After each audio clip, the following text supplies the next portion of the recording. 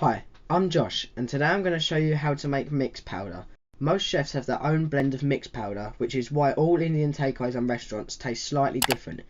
In an airtight container, simply add 4 tablespoons of mild madras powder, 3 tablespoons of paprika powder, 4 teaspoons of coriander powder, 4 teaspoons of cumin powder, 4 teaspoons of turmeric powder, 2 teaspoons of garam masala powder, 1 teaspoon of garlic powder, and 1 teaspoon of ginger powder. Combine the ingredients well by stirring or shaking, and then store in a cool, dry location ready to use in your next dish. Please remember to like and subscribe, and check out this and many more recipes on my website at thecurrykid.co.uk.